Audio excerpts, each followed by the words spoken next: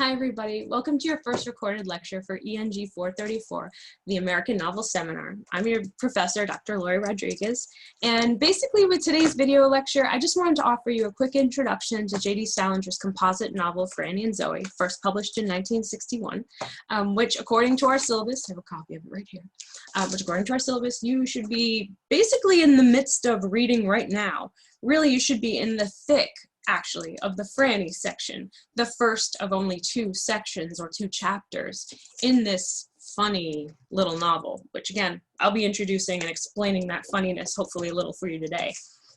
So according to the syllabus, and I'm doing this video on Wednesday, September 23rd, and on that date, according to our syllabus, you should be working on finishing up the Franny section for homework.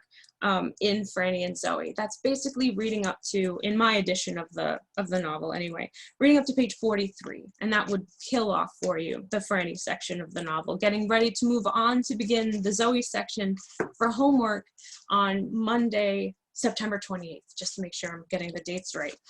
So with today's introductory video lecture on Franny and Zooey, I basically just want to give you some background, a little bit on the origins of the novel, why it's called a composite novel. I'd like to talk a little bit about the setting that the novel takes place in, both historically and geographically, literally. And then towards the end of the novel, towards the end of the lecture, sorry, offer a little quick analysis of Franny, our titular character in the whole first section of the text, and maybe also add in a little bit of detail, just for the sake of argument, about her boyfriend Lane, who we also meet in the Franny section. He disappears, spoiler alert, shortly thereafter.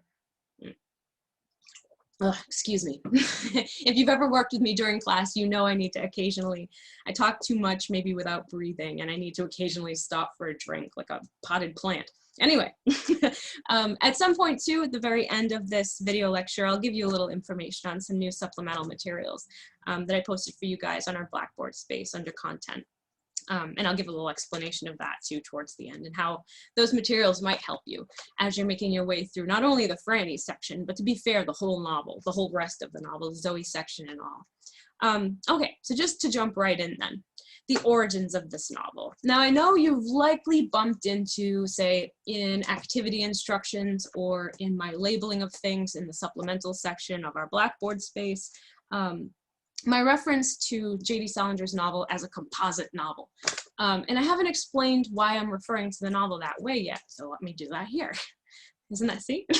Anyway, so basically, J.D. Salinger's Franny and Zooey is referred to as a composite novel because it's comprised, this novel is comprised of stories, short stories that Salinger wrote to purposefully, supposedly, to be companion pieces. So essentially a composite novel is a novel in which that's made up of various stories written by one author that when placed together in a certain order create what can be argued to be a long-form novel-like narrative. And we have a version of that, Salinger's version of that, with Franny and Zooey.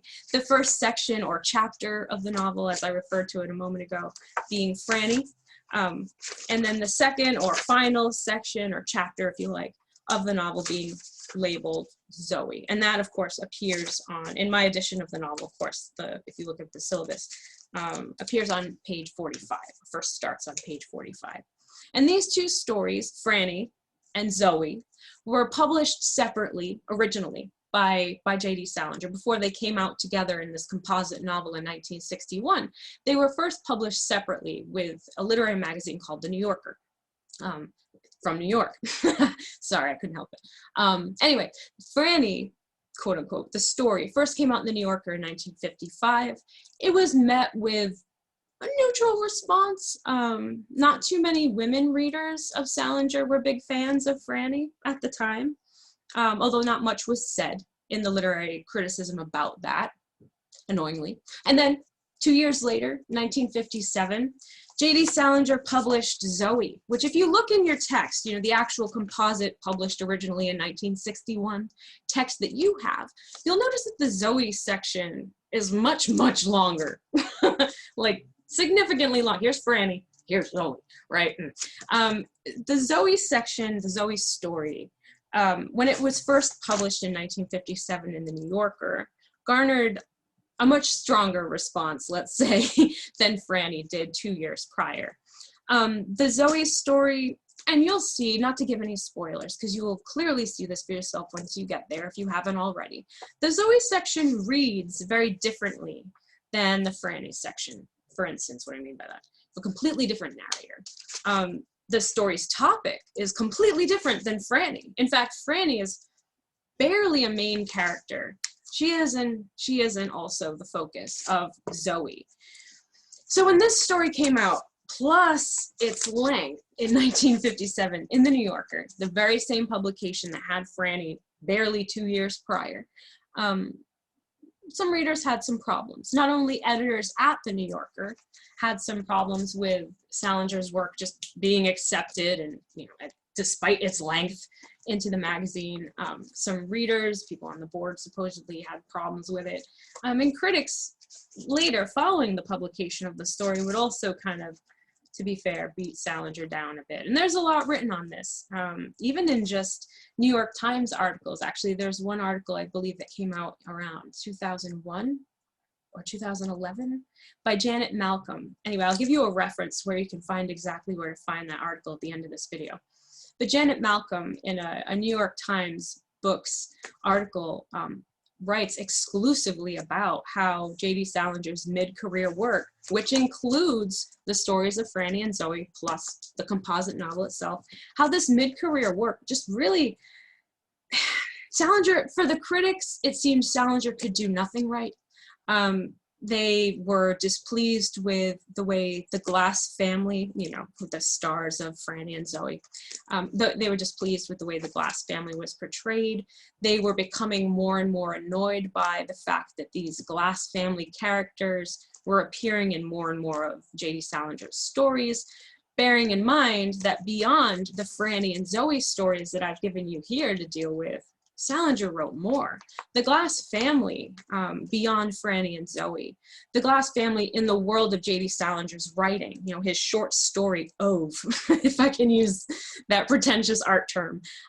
In that world of J.D. Salinger's work, the Glass family was kind of a mythos. They were almost like a royal family.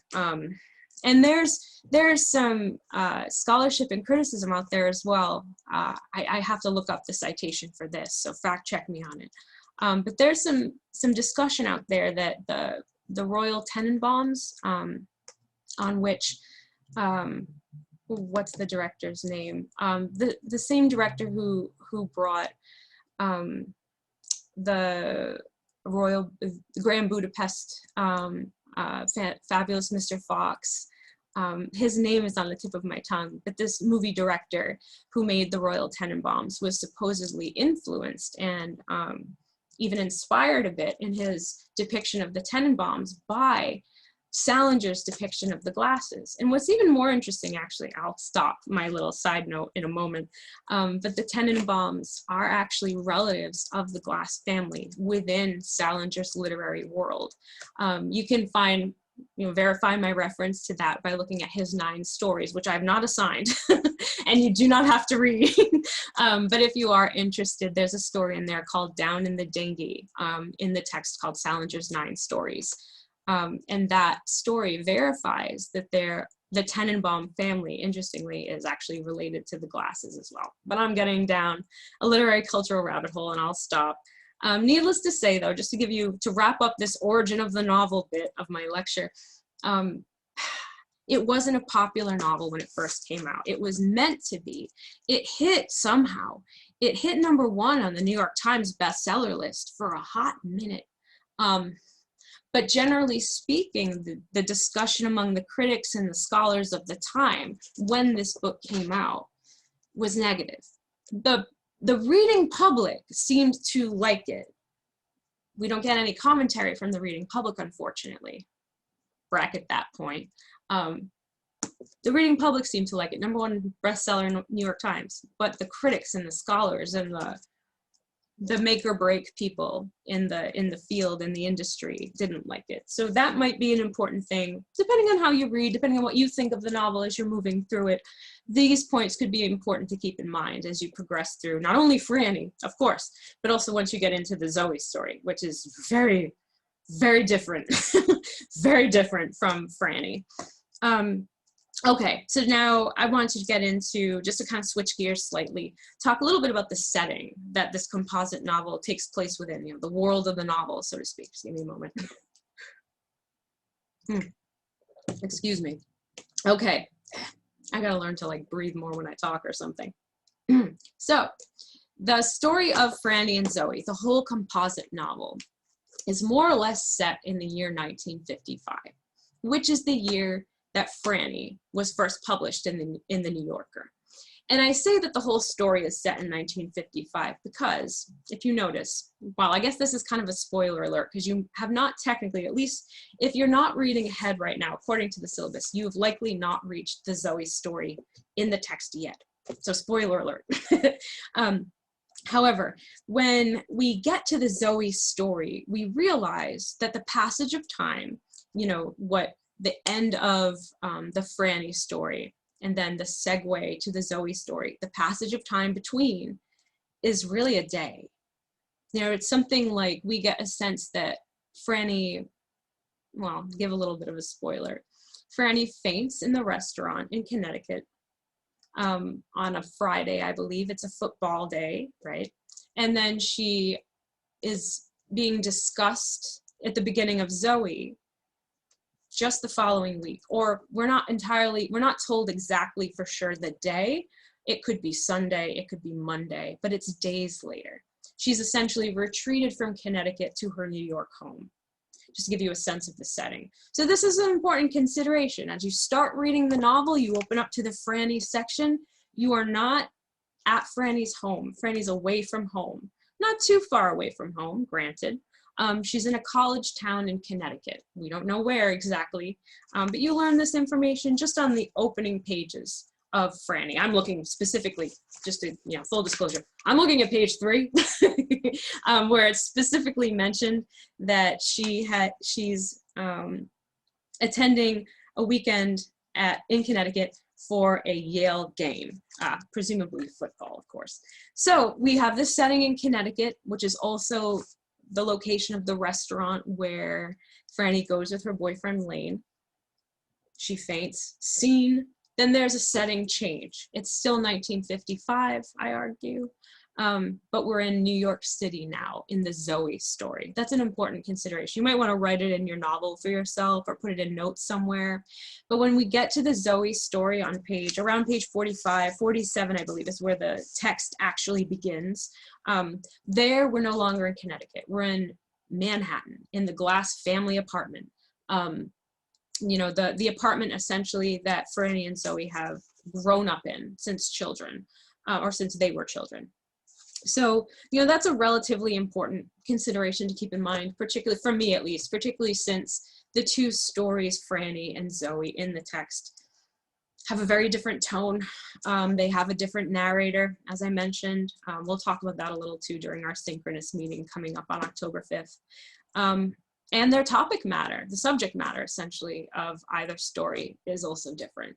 So the fact that things like time stays the same while setting changes could be an important thing for you to keep in mind as you read. Depending on the type of reader you are, depending on how you feel about the narrative so far.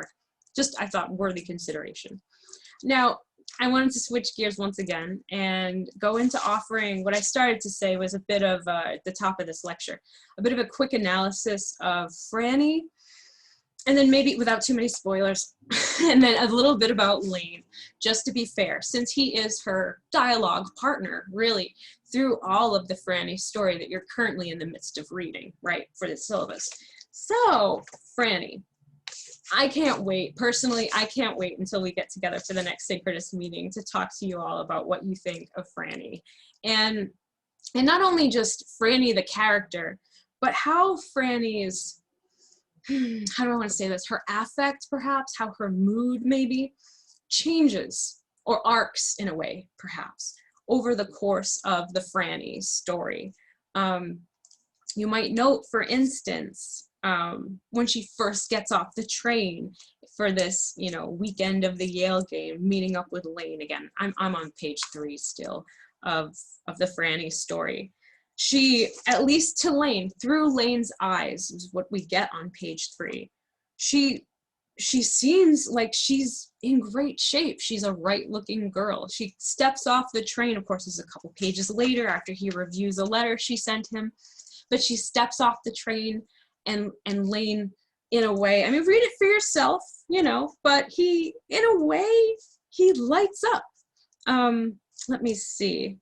Page 7, for instance, in Franny, and this is my edition of the text. It's all explained and described on the exact version is for sale in the university bookstore. I'm pretty open to which ISBN you use, but if you need a reference for a different version of the text, please let me know. There's a moment, though, in my version of the text on page 7 where Franny is getting off the train, and we get not only an interesting read on Franny, how she's comporting herself, how she's carrying herself, but also how she appears through the eyes of a guy like Lane. And I'd be compelled to ask, when we do get together for our next synchronous meeting, what you think of Lane's characterization. But to just stick to Franny then, on page 7. So, okay, Franny is among one of the first girls off the train that he's been waiting for on the platform, right? And just to get a sense of how she appears to him when she finally departs from the train.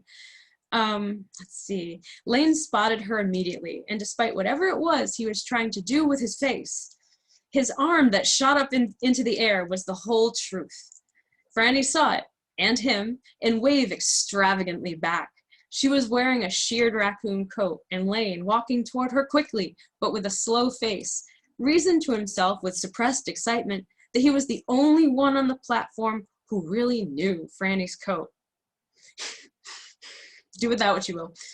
I'm going back into the text. He remembered that once, in a borrowed car, after kissing Franny for an hour or so, he had kissed her coat lapel, as though it were a perfectly desirable, organic extension of the person herself. End quote. And again, that's near the bottom of the page, on page 7 in the Franny section, very early on. And I think these early pages, and I would encourage you to revisit these early pages in the Franny story or the Franny section to see how this main character, this titular character really, is more or less constructed for the reader's view, so to speak. How she's kind of, maybe, take me with a grain of salt. I'm more interested really in your interpretations, but I'm just, thought experiment. Maybe look back at these early pages of the Franny story and see if, as a character to you, she feels like she's being maybe cobbled together or assembled for readers or for viewers as a kind of piece of imagery. By that I mean, is she being presented to us through Lane's eyes, through this narration, whoever this narrator is? Is she being presented in a way to give off a certain idea of the type of girl she is? Is she being presented to inform us of who she's supposed to be as a character? Are there context clues kind of hidden in how she talks to Lane, perhaps in that letter I mentioned? If you look, for instance, on pages 4 through 6 in the novel, and again, in my version of the novel, which is the Back Bay Books version, Little and Brown. If you go to page 4 to 6 in the novel, you have a letter from Franny to Lane. And you can get some information too. She informs on herself a little there as well. You might find a bit of a contrast, perhaps, between the letter, in other words, how Franny presents herself through her own words, versus how Franny maybe appears to us through Lane's eyes or through the narrator's descriptions and so on. So in my quick analysis of Franny, essentially, I'm trying to show you or set up a sense of your understanding that she is maybe more complex as a person interiorly than she appears on the page, especially at first in the chapter. And by that I would I would extend my point too, without saying too much more to spoil things, because I know you're just finishing up this section today for homework, hopefully. But I would extend my point even to encourage you to pay attention to the scene where she has her kind of a crying fit, breakdown, momentary. It's kind of like a crying lapse of a sort in the ladies' room. That happens if you're thumbing through the Franny section and you think, where is she talking about? In my edition, again, the Little and Brown edition, you can find it beginning, this ladies' room kind of breakdown scene, beginning on page 21. And it extends for a little while. Honestly, it is a brief, weird moment in the text, and maybe, depending on how you read it, depending on your own impressions, maybe it sets an interesting contrast with how Franny seems to present herself, or is presented by the narrator and through Lane's eyes earlier, much earlier in the section. I would compound that point too with how the Franny section ends. Again, not wanting to give any spoilers, but Lane and Franny don't simply pay their tab, tip the waiter, and leave at the end of the Franny story. There's a much more melodramatic conclusion to this opening narrative to the Franny and Zooey novel. One moment, I need a drink of water. Excuse me once again. Is that my third? That's my third drink of water now, I think. So that's a good segue, actually, to talk about Lane, Franny's date. The young man who on the train platform is so excited at the sight of Franny that his arm shoots immediately up into the air as much as he tries to suppress his excitement at seeing her, etc. Now, these opening, and again, taking us back to the opening pages, I'm thumbing back in the book as I say this, taking us back to the opening pages in this Franny story or Franny section, we already get from Salinger's narrator, of course, a little bit context clues on Lane, insofar as maybe he's, I don't want to be too hard on the guy, but he's maybe not always the most honest in his, in how he presents his feelings versus how he's actually feeling. Does that make sense? The presentation doesn't always match what's going on inside.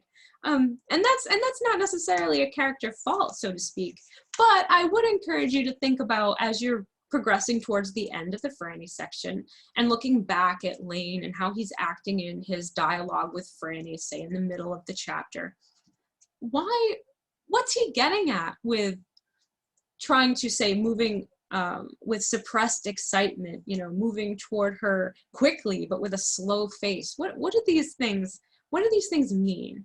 What might they imply about his character, for instance? And then to kind of dovetail off that and thinking specifically of the online writing assignment I recently posted for you all on Blackboard, thinking also about why he is so intent on talking about his term paper with Franny, getting Franny's feedback on his term paper, having him read it to her, why this is the subject matter he wants to bring up after she returns from the bathroom from her upset moment, and while they're discussing the book she's been carrying in her purse titled The Way of the Pilgrim, which she lies to him and other people about where she's gotten that book from.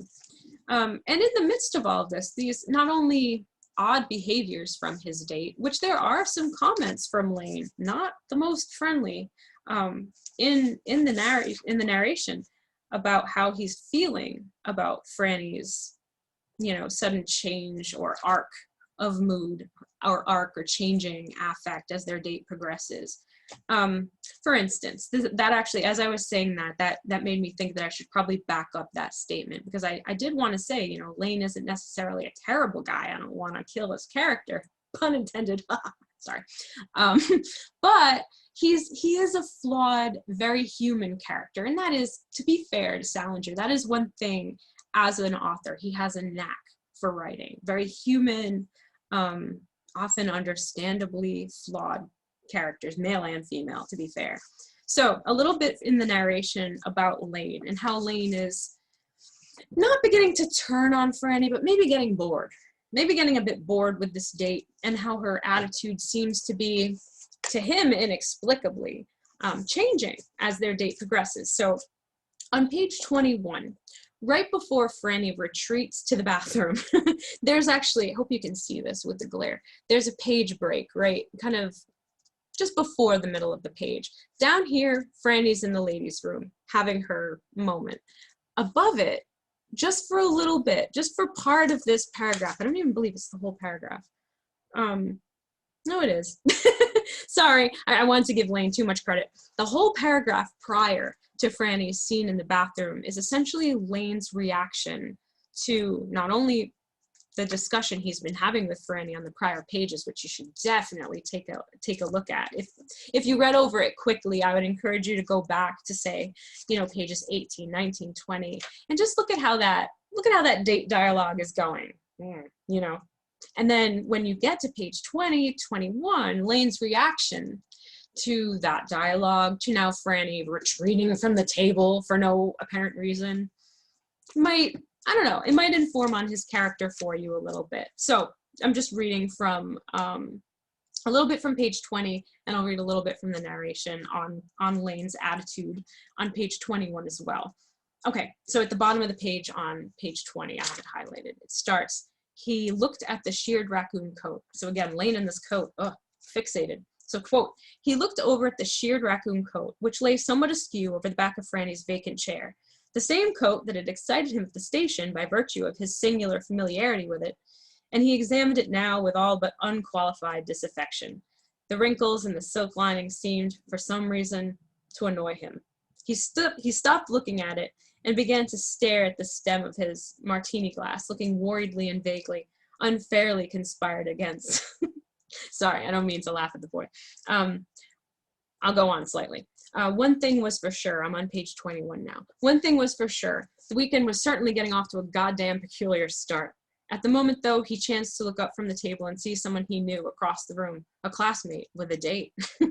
Lane sat up a bit in his chair and adjusted his expression from that of all-around apprehension and discontent to that of a man whose date has merely gone to the John, leaving him, as dates do, with nothing to do in the meantime but smoke and look bored, preferably attractively bored.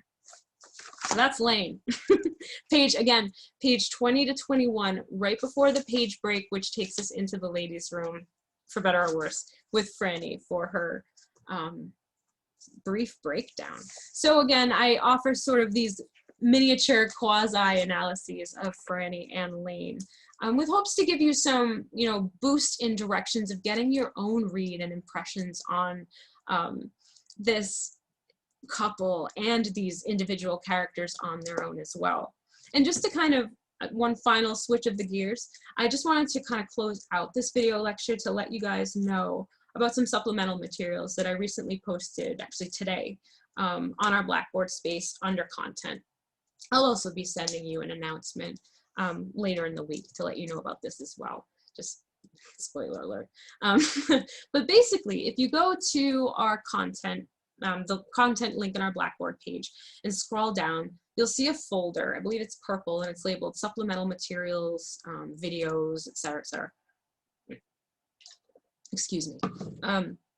In that folder, you'll find a Franny and Zooey supplements folder, just like I had for Absalom, essentially. Click on that, and inside, you'll find not only this recorded lecture, hi, how you doing? You'll also find a copy of an article that I wrote and recently had published with the Journal of Narrative Theory. It talks a little bit about Franny in the context of 1950s American culture, early 1960s feminism, and then it might be an interesting read. That my article, I have divided it into sections so that the Franny section is discussed separately from the Zooey section of the novel. So that, you know, I did that on purpose when I wrote the article. So that might be helpful to you as you're making your way through this first section in the novel and progressing through the rest of it. And I've also posted in that same folder with this video lecture and that article, another lecture by another professor, actually, who's been a pretty big influence on my reading of Salinger, Dr. Amy Hungerford. She's actually a literature professor at Yale. And years back, she made or contributed really to a video series of, you know, Yale seminar lectures. Dr. Hungerford's whole course that she teaches Franny and Zooey within. To be fair, her lectures from her whole course are available for free on YouTube, and I believe also on some Yale websites. If you're curious, I can hook you up with the rest of the links to the videos. But I've posted a specific lecture on Franny and Zooey from her class on American literature. You'll notice too, as you watch, her lecture is, well, in terms of style and content, obviously very different from my style. Content, she goes much deeper than this lecture. Her lecture is something like 43 minutes long, and it covers the whole novel. And it is, her coverage of the novel is very specific to her own point of view, her own writing on the novel. She has a book actually called Postmodern Belief, and in it she has a chapter on Franny and Zooey, and that I believe is largely, the book came out right after the lecture, so I believe the lecture is largely based on the perspective she takes in that book of hers. If you're curious for any citation material on Hungerford's book, Postmodern Belief, please let me know. It may very well be available in our university library. I'm not entirely sure. I own a copy. Just to be honest with you. But I can at least get you links to maybe, well, obviously to the ISBN information, and maybe to help you find it cheap online if you want to pick it up for yourself, or find it at a library maybe. But yeah, basically those two other supplemental materials should help you get going as you make your way through the novel, passing into the Zooey section next week in preparation for our next synchronous Zoom meeting on Monday, October 5th. And once we get together then, we'll talk more concretely about the Zooey section of the novel, the character of Zooey, get into some analysis of him. But I'm getting ahead of myself. I'm already excited. But for today, for now, that's about all I have for you guys. If you have any questions or issues with the novel, or just want to talk a little bit more about the characters, I love to dish. Please shoot me an email. I'm happy to meet with you on Zoom. We can talk on the phone. You can meet up with me with a friend or two from class, or one-on-one if you prefer. Or again, just emails work too. If you're kind of camera and phone shy, I can appreciate that. Feel free to just shoot me an email and we can talk that way as well. Otherwise, I'm going to try to keep in touch with you guys a little bit more with video lectures like this. And besides that, I hope you're having a great day. Thanks so much for listening to me ramble about Franny and Zooey for all this time. And I hope you're enjoying the novel so far. Thanks so much, everybody. Bye. Have a great rest of your day.